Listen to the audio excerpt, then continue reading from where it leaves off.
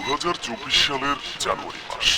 একই মানুষের হাত ধরে পরপর ঘটে গেল দুটি সম্পূর্ণ আলাদা ঘটনা। একদিকে সুইজারল্যান্ডের দাভোসে বিশ্বের শীর্ষ ধনকুবের ও ব্যবসায়ীদের সামনে দাঁড়িয়ে নরেন্দ্র মোদী আহ্বান জানালেন, ভারত আজ বিশ্বের পঞ্চম বৃহত্তম অর্থনীতি, বিনিয়োগের এটাই সেরা সুযোগ। আর ঠিক তার কয়েকদিন পরেই অযোধ্যায় রাম মন্দিরের প্রাণ প্রতিষ্ঠা অনুষ্ঠানে প্রধান পুরোহিতের ভূমিকায় দেখা গেল তাকে, যেখানে রাষ্ট্র আর ধর্মের মধ্যকার সূক্ষ্ম সীমারেখাটা এক নিমিষে মুছে গেল। একই মানুষ, একই মাস, অথচ দুটো সম্পূর্ণ ভিন্ন বার্তা। স্বাভাবিকভাবেই প্রশ্ন জাগে, এই দুই মোদির মধ্যে আসল কে? বিশ্বমঞ্চে অর্থনীতির স্বপ্ন দেখানো আধুনিক নেতা, নাকি দেশের মাটিতে হিন্দুত্বের ধ্বজাধারী রাজনীতিক? উন্নয়নের প্রতিশ্রুতি নাকি ধর্মীয় মেরুকরণ? কোনটা তার আসল পরিচয়?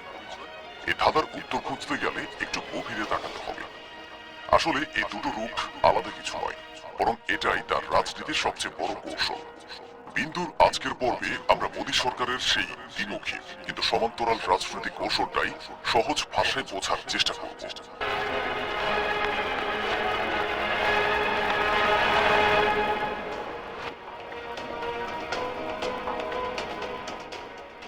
নরেন্দ্র মোদীর রাজনৈতিক মনস্তত্ত্ব বুঝতে হলে আপনাকে ফিরে যেতে হবে তার শেকড়ে, রাষ্ট্রীয় স্বয়ংসেবক সংঘে বা RSS। মাত্র 8 বছর বয়সে সংঘের সংস্পর্শে আসা এবং জীবনের পরবর্তী প্রায় 4টে দশক এ সংগঠনে কাটিয়ে দেওয়া। RSS তার পরিবার, তার পাঠশালা এবং তার রাজনৈতিক দর্শনের মূল ভিত্তি। আর এই দর্শনের মূল কথাই হল, ভারত কেবল ভৌগোলিক ভাবেই নয়, সাংস্কৃতিক ভাবেও একটি হিন্দু রাষ্ট্র। সংঘের এই খাঁটি ভাবাদর্শই ওদের প্রথম এবং সবচেয়ে স্থায়ী পরিচয়। কিন্তু 2001 সালে যখন তিনি গুজরাটের মুখ্যমন্ত্রী হিসেবে দায়িত্ব নিলেন, তখন সচেতনভাবে নিজের একটি দ্বিতীয় পরিচয় গড়ে তোলায় মন দিলেন। জন্ম নিল বিকাশ পুরুষ বা উন্নয়নের রূপকার ইমেজ। তৈরি হলো বহুল চর্চিত গুজরাট মডেল। রাস্তাঘাটের ফুলবদল হলো, ঘরে ঘরে বিদ্যুৎ পৌঁছালো, দুহাত খুলে এলো বিদেশি বিনিয়োগ। গুজরাট হয়ে উঠল ভারতের অন্যতম দ্রুত অর্থনৈতিক চালিকা শক্তি। অথচ এই চোখ ধাঁধানো উন্নয়নের সমান্তরালেই ঘটে গেল 2002 সালের সেই ভয়াবহ দাঙ্গা। সরকারি হিসেবে প্রাণ হারালেন 1000-এর বেশি মানুষ, যাদের সিংহভাগই মুসলিম। সে সময় রাজ্যের প্রশাসনিক প্রধান ছিলেন মোদী। পরবর্তীতে আদালত তাকে আইনিভাবে ক্লিন চিট দিলেও ইতিহাসের কাঠগড়ায় প্রশ্নটা রয়ে গেল, দাঙ্গা থামাতে প্রশাসন কি সত্যি তার পুরো শক্তি ব্যবহার করেছিল? এই দাঙ্গার জেরে 2005 সালে মার্কিন যুক্তরাষ্ট্র তার ভিসা বাতিল করে দেয়। একজন নির্বাচিত মুখ্যমন্ত্রীর জন্য যাচ্ছিল আন্তর্জাতিক মঞ্চে এক বিরাট ধাক্কা। কিন্তু সময়ের চাকা ঘুরল।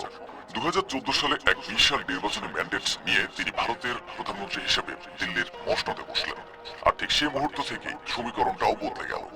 যে আমেরিকা এতদিন তাকে ভিসা দিতে অস্বীকৃতি জানিয়েছিল, সে আমেরিকার কংগ্রেসে দাঁড়িয়ে যখন তিনি ভাষণ দিলেন, তখন আইন প্রণেতারা আসন ছেড়ে উঠে দাঁড়িয়ে তাকে করতালি দিলেন। এখানে এসে দাঁড়ায় আসল প্রশ্ন, হিন্দুত্ব নাকি উন্নয়ন? এই দুই মোদের মধ্যে কোনটা আসল মুখ আর কোনটাই বা মুখোশ? নাকি দুটোই তার রাজনীতির অবিচ্ছেদ্য অংশ?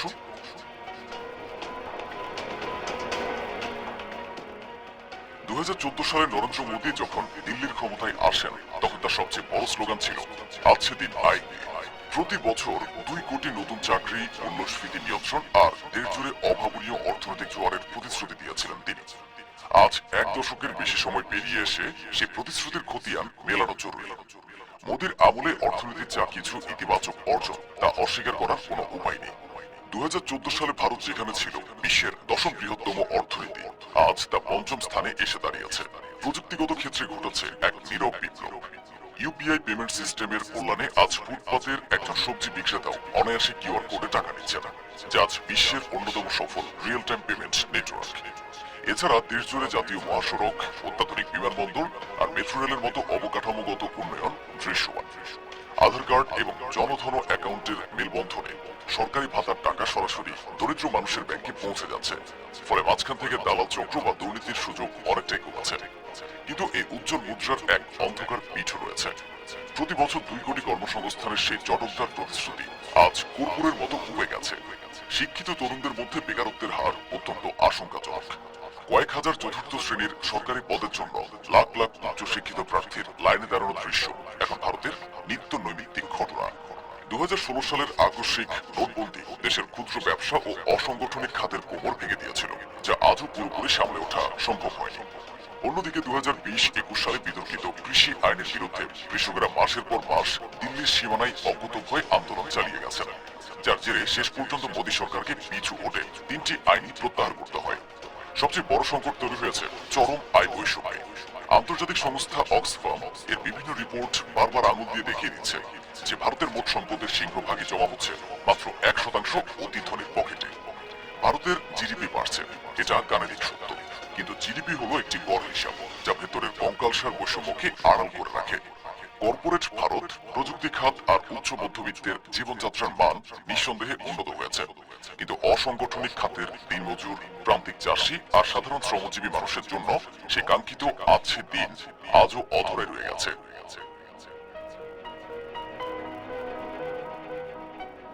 ভারতের জনতা পার্টি মানে বিজেপি এবং আরএসএস এর দশক পুরনো রাজনৈতিক এজেন্ডার তালিকায় মূলত 3টি মূল দাবি ছিল। নরেন্দ্র মোদী তার প্রধানমন্ত্রীত্বের এক দশকে তার প্রতিটি বাস্তবায়িত করে দেখিয়েছেন, যা ভারতের রাজনৈতিক গতিপথকেই আমূল বদলে দিয়েছে। প্রথম বড় ধাক্কাটি আসে 2019 সালের আগস্টে। কাশ্মীর থেকে 370 ধারা বাতিল। কোনো আগাম আভাস ছাড়াই রাতারাতি এই ঐতিহাসিক ও বিতর্কিত সিদ্ধান্ত নেওয়া হয়। কাশ্মীরের স্থানীয় রাজনৈতিক নেতাদের গৃহবন্দী করা হয়। মাসব্যাপী ইন্টারনেট পরিষেবা সম্পূর্ণ বন্ধ থাকে এবং রাজ্যটিকে ভেঙে 2টি কেন্দ্রশাসিত অঞ্চলে পরিণত করা হয়। মোদী ও তার সমর্থকেরা একে জাতীয় অখণ্ডতা ও কাশ্মীরের মূলধারায় ফেরার এক মহাবিজয় হিসেবে উদযাপন করেন। অন্যদিকে সমালোচকদের মতে এটি ছিল একটি মুসলিম সংখ্যাগরিষ্ঠ অঞ্চলের মানুষের গণতান্ত্রিক মতামতকে বুড়ো আঙুল দেখিয়ে একক সিদ্ধান্ত চাপিয়ে দেওয়ার সামিল। দ্বিতীয়টি হল নাগরিকত্ব সংশোধনী আইন বা সিএএ। এই আইনের মাধ্যমে পাকিস্তান, আফগানিস্তান এবং বাংলাদেশ থেকে ধর্মীয় নিপীড়নের শিকার হয়ে ভারতে আশ্রয় নেওয়া অমুসলিম সংখ্যালঘুদের নাগরিকত্ব দেওয়ার কথা বলা হয়, কিন্তু সুকৌশলে এই তালিকা থেকে মুসলিমদের বাদ দেওয়া হয়। সরকারের যুক্তি ছিল এই প্রতিবেশী রাষ্ট্রগুলো মুসলিম সংখ্যাগরিষ্ঠ হওয়ায় সেখানে মুসলিমরা ধর্মীয় নিপীড়নের শিকার হতে পারেন না, কিন্তু সমালোচকরা স্পষ্ট ভাষায় একে ভারতের ধর্মনিরপেক্ষ সংবিধানের উপর আঘাত হিসেবে চিহ্নিত করেন, যেখানে ধর্মের ভিত্তিতে নাগরিকত্ব নির্ধারণের কোনো সুযোগ নেই। এই আইনের প্রতিবাদে দিল্লির শাহিনবাগে মুসলিম নারীদের মাসের পর মাস চলা ঐতিহাসিক অবস্থান ধর্মঘট ও আন্দোলন পুরো বিশ্বের নজর কেড়েছিল। তৃতীয় এবং সবচেয়ে বড় প্রতীকী বিজয় অযোধ্যার রাম মন্দির। 2024 সালের জানুয়ারিতে জাঁকজমকপূর্ণ অনুষ্ঠানের মধ্য দিয়ে এই মন্দিরের উদ্বোধন হয়, যা ছিল প্রায় 3 দশক ধরে চলা এক রক্তক্ষয়ী ও আবেগঘন হিন্দুত্ববাদী আন্দোলনের চূড়ান্ত পরিসমাপ্তি। তবে প্রশ্ন ওঠে এর সময়জ্ঞান ও পদ্ধতি নিয়ে।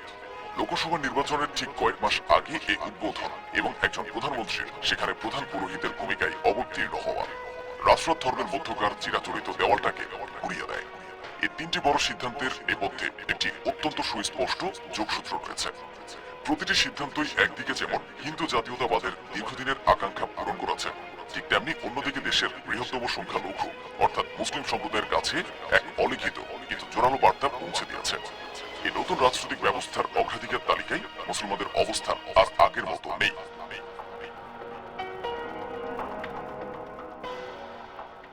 নরেন্দ্র মোদী সাধারণত সরাসরি কোনো মুসলিম বিরোধী বা আক্রমণাত্মক শব্দ ব্যবহার করেন না, এটা তার রাজনৈতিক স্বভাব বিরুদ্ধ। তবে তিনি এমন এক চতুর ভাষা বা ডগ হুইসেল ব্যবহার করেন যার ভিতরের আসল বার্তাটি তার সমর্থকেরা ঠিকই পৌঁছে নেন। যেমন 2024 সালের লোকসভা নির্বাচনী প্রচারণার সময় একটি জনসভায় মোদী বলেছিলেন, বিরোধীরা ক্ষমতায় এলে দেশের সম্পদ, অনুপ্রবেশকারী এবং যাদের বেশি সন্তান আছে তাদের মধ্যে বিলিয়ে দেবে। পুরো বক্তৃতায় কোথাও মুসলিম শব্দটা উচ্চারিত না হলেও সেখানে উপস্থিত শ্রোতা থেকে শুরু করে দেশের আম জনতা সবাই স্পষ্ট বুঝে নিয়েছিল ইঙ্গিতটা আসলে কার দিকে ছিল। এই বক্তব্যের জেরে অবশ্য নির্বাচন কমিশন তাকে নোটিশও পাঠিয়েছিল। পরোক্ষ ভাষার এই রাজনৈতিক কৌশলটি কৌশলগতভাবে অত্যন্ত চতুর, কারণ এতে তার বিরুদ্ধে সরাসরি কোনো সাম্প্রদায়িক আচরণের আইনি অভিযোগ আনা কঠিন হয়ে পড়ে, অথচ মার্চ পর্যায়ে কাঙ্ক্ষিত বার্তাটি নিখুঁতভাবে পৌঁছে যায়। মোদীর এই এক দশকের শাসনামলে কিছু নির্দিষ্ট সামাজিক ও রাজনৈতিক ধারা বারবার সংবাদ শিরোনামে উঠে এসেছে। লাভ জিহাদের মতো বিতর্কিত অভিযোগে একাধিক রাজ্যে আইন পাশ হয়েছে এবং মুসলিম যুবকদের গ্রেফতার করা হয়েছে। গোরক্ষার নামে এক শ্রেণীর উগ্র জনতার আইন হাতে তুলে নেওয়া এবং মব লিঞ্চিং বা পিটিয়ে মারার ঘটনা আন্তর্জাতিক মহলেও উদ্বেগের সৃষ্টি করেছে। এর পাশাপাশি যোগ হয়েছে বুলডোজার জাস্টিস, যেখানে অপরাধের অভিযোগে অভিযুক্তদের মানে যাদের বড় অংশই মুসলিম তাদের ঘরবাড়ি আইনি বিচার ছাড়াই ঘুরিয়ে দেওয়া হয়েছে।